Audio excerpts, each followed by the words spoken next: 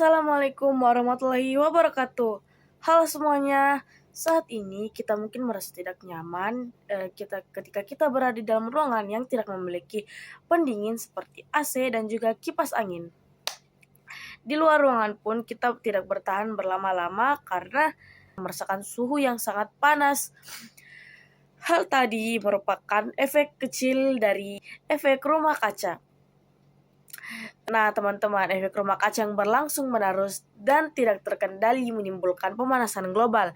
Di video kali ini bersama saya, Siti Megarizky, kita akan membahas lebih dalam mengenai apa sih pemanasan global. Pemanasan global atau global warming merupakan proses peningkatan suhu rata-rata atmosfer, laut, daratan bumi karena konsentrasi gas rumah kaca yang meningkat tajam. Berdasarkan analisis model iklim yang disampaikan Konvensi Intergovernmental Panel of Climate Change atau IPCC menyimpulkan bahwa suhu rata-rata bumi meningkat secara global dari 1,1 hingga 6,4 Celcius dalam rentan tahun 1990 dan 2100. Adanya kenaikan suhu bumi ini secara tidak langsung disebabkan oleh aktivitas penyumbang emisi gas rumah kaca.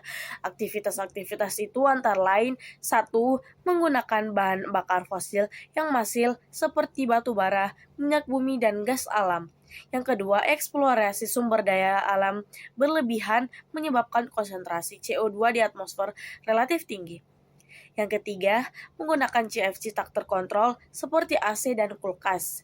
Yang keempat, penyebab pemanasan global lain adalah polusi gas metana dari aktivitas pertanian, dan peternakan.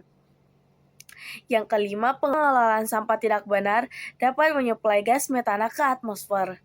Selanjutnya, penggunaan berkendara motor yang berlebihan sebagai penghasil utama gas karbon monoksida, dan aktivitas tambang, juga industri yang berasal dari logam atau metalurgi yang dapat memicu emisi beberapa gas rumah kaca.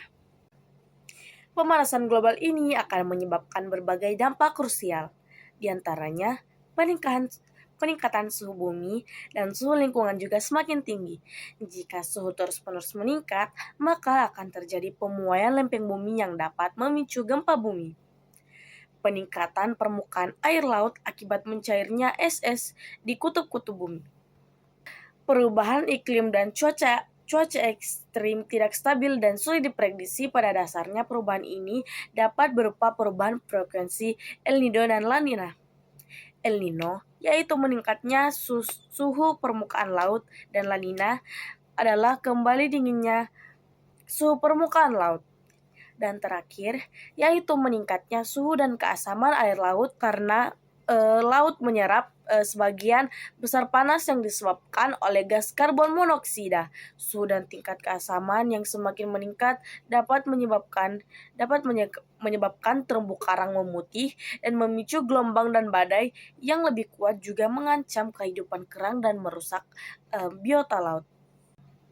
Selain upaya pencegahan tadi, kita juga dapat menerapkan 6 prinsip teknologi ramah lingkungan, yaitu yang pertama, refine, penggunaan barang atau proses yang lebih ramah lingkungan. Yang kedua, reduce, penggunaan jumlah limbah dengan optimalisasi proses produksinya. Yang ketiga, reuse, penggunaan kembali bahan-bahan alolimbah pada proses yang berbeda.